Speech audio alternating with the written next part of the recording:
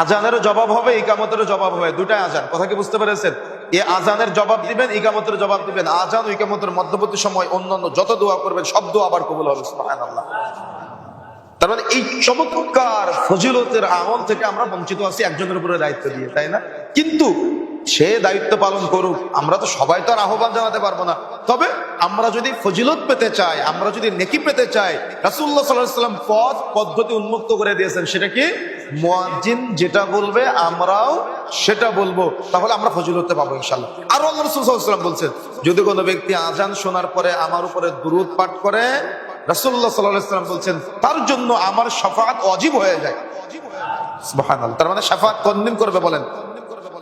কোন দিন শাফাআত করবে? কোন দিন? রাসূলুল্লাহ সাল্লাল্লাহু আলাইহি ওয়াসাল্লাম কিয়ামতের মাঠে। তার মানে যারা আজানের জবাব দিবে, আজান শুনবে, জবাব দিবে, পরবর্তীতে রাসূলের উপরে দুরূদ পাঠ করবে, রাসূলুল্লাহ সাল্লাল্লাহু আলাইহি ওয়াসাল্লাম বলছেন তার জন্য ওয়াজিব হয়ে যায় আমার শাফাআত।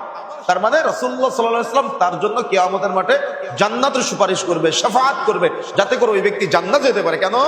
ও রাসূলের জন্য মাকামে মাহমুদ চেয়েছে। কি চেয়েছে? ও রাসূলের জন্য কি চেয়েছে? মাকামে মাহমুদ চেয়েছে। সে রাসূলুল্লাহ সাল্লাল্লাহু আলাইহি ওয়াসাল্লামের উপরে দুরূদ পাঠ করেছে। এই জন্য রাসূলুল্লাহ সাল্লাল্লাহু আলাইহি ওয়াসাল্লাম বদলা হিসেবে তার জন্য কি করবে? কিয়ামতের মাঠে সুপারিশ করবে, জান্নাতের সুপারিশ করবে। সুবহানাল্লাহ। আসলে আমরা এগুলা জানি না, আমরা আমলে বাস্তবায়ন করার চেষ্টাও করি না, তাই না? এগুলা জানতে হবে, আমলে বাস্তবায়ন করার চেষ্টাও করতে হবে। কেন? এর মাঝে আরেকটা কথা বলে রাখি, আজানটা মূলত কি? আজানটা মূলত কি?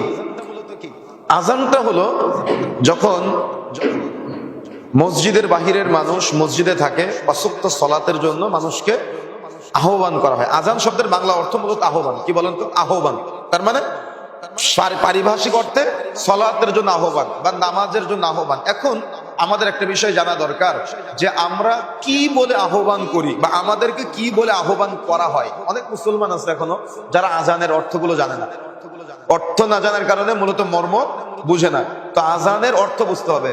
একজন সৌদি আরবে গিয়েছে হজ করার জন্য, তো সেখানে গিয়ে মুয়াল্লিম সাহেবকে বলতেছে যে সৌদি আরবে আসার পরে সবাই দেখি আরবিতে কথা বলে, শুধু ইমাম আর মুয়াজ্জিন বাংলায় কথা বলে। বুঝেন না মনে হয়? তার মানে আজানটা যে আরবি, ও মনে করে বাংলা।